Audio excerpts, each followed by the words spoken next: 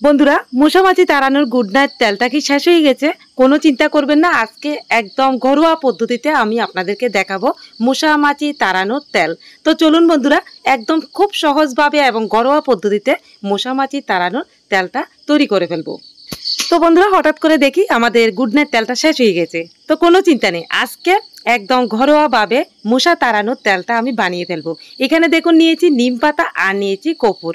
তো নিম পাতা তো আমাদের প্রায় বাড়িতে থাকে, এটা তো একদম গ্রাম অঞ্চলে বা শহরে সবখানেই পাওয়া যায়। তো আর লাগবে কর্পূর। তো চলুন নিম পাতাগুলিকে ছাড়িয়ে নিই। তো বন্ধুরা, এখন তো বর্ষাকাল, মশা মাছি চারিদিকে একদম খুব বেশি হয়ে গেছে। তো সবসময় তো আমাদের গুড নাইট তেল বা মশার কয়েল ঘরে থাকে না। তো কোনো চিন্তা করবেন না, একদম খুব সহজভাবে একদম ঘরোয়া পদ্ধতিতে কিন্তু আপনারা বাড়িতে বানিয়ে ফেলতে পারবেন। তো বন্ধুরা দেখুন, আমার কিন্তু নিম পাতাগুলি ছাড়িয়ে একদম ভালোভাবে পরিষ্কার করে ধুয়ে নিচ্ছি। তো 1 থেকে 2 বার কিন্তু ভালোভাবে ধুয়ে নিতে হবে, যেহেতু এটা আপনার মশা মাছি তাড়ানোর তেল বানাবো।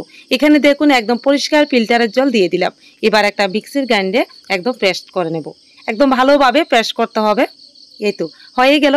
এবার একটা ছাঁকুনি দিয়ে একদম ভালোভাবে ছেঁকে নিলাম। তো চলুন, এখানে কিন্তু শেষ না, তো আরও কিছু প্রসেস আছে। এরপর যে মেইন জিনিসটা সেটা হলো কর্পূর। তো বন্ধুরা, এটা একদম বাজারে পাওয়া যায়। এই দেখুন, একটু ধরলে কিন্তু এগুলি ভেঙে যায় কর্পূরগুলি। এবার এই নিম পাতা রসের সাথে এগুলিকে 1 থেকে 2 মিনিট জাল করে নিলে কর্পূরগুলি কিন্তু একদম গলে যাবে। এ তো হয়ে গেল। এবার ভালোভাবে একদম ঠান্ডা করে তারপর আমি গুড নাইটে যে ছোট একটা ডিবি থাকে সেটার মধ্যে একদম ঢুকিয়ে নেব। তো বন্ধুরা, চারিদিকে যেভাবে মশা মাছি একদম উপদ্রব বেড়ে যাচ্ছে, তো সব সময় কিন্তু আমাদের ঘরে অ্যাভেলেবেল থাকে না, তখন কিন্তু আমরা এটা বানিয়ে আমাদের অনেক টাকাও কিন্তু সাশ্রয় করতে পারি। তো বন্ধুরা, আমার কিন্তু মশার তেল একদম বানানো হয়ে গেছে। তো চলো, যে গুড নাইট যে একটা ছোট ডিবি থাকে, মাঝখান যে একটা কার্বন থাকে, সেটা কিন্তু একদম বের করে নিতে হবে। এই তো একটা চামচ দিয়ে এভাবে আস্তে আস্তে করে আমি যতটুকু প্রয়োজন এই ডিবিটার মধ্যে ততটুকুই আমি একদম ভরে নেব। এই দেখুন, তো যেগুলি থেকে যাবে এগুলি কিন্তু ফ্রিজে রেখে দেবেন। তারপর যখন শেষ হয়ে যাবে আবার কিন্তু আপনারা এখানে ভরে নিতে পারবেন। তো বন্ধুরা দেখো, আমার কিন্তু একদম ডিবিটার মধ্যে ঢুকানো হয়ে গেছে তেলগুলি। এবার কার্বনটা কিন্তু আস্তে আস্তে করে একদম ঢুকিয়ে দেব। এই তো হয়ে গেল। তো এবার উপরে যে অংশটা এটা লাগিয়ে দেব। তো বন্ধুরা, কত সহজ তাই না? এইভাবে করে যদি আমরা বাড়িতে বানিয়ে একদম মশার উপদ্রব থেকে বাঁচতে পারি তাহলে কেমন হয়।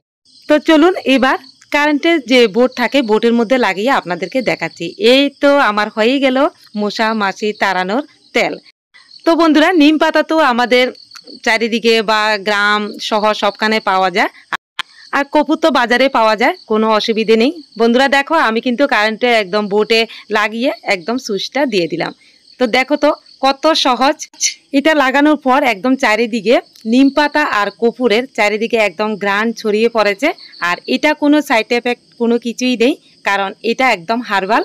আর যেগুলি আমরা বাজার থেকে কয়েল ব্যবহার করি এগুলি কিন্তু অনেক সময় বাচ্চাদেরও একদম ক্ষতি করে। অনেকে যারা অ্যালার্জি আছে তাদেরও কিন্তু অনেক সমস্যা হয়। তাহলে বন্ধুরা, যাদের অ্যালার্জি আছে বা যাদের ঘরে ছোট বাচ্চা আছে তারাও কিন্তু এটা ব্যবহার করতে পারেন, তাহলে কোনো সমস্যাই হবে না। তো বন্ধুরা, কেমন লাগলো আজকে টিপস বা মশা মাছি তাড়ানোর তেল? আপনারা অবশ্যই ব্যবহার করুন, 100% একদম রেজাল্ট পাবেন। তো বন্ধুরা, আজকের টিপসটা যদি আপনাদের একটু উপকারে আসে অবশ্যই লাইক কমেন্ট এবং বেশি বেশি করে শেয়ার করে দেবেন, যাতে অন্যরাও দেখতে পারে। তো আবার দেখা হবে পরের ভিডিওতে। সবাই অনেক অনেক অনেক ভালো থাকুন, সবাই সুস্থ থাকুন। টাটা।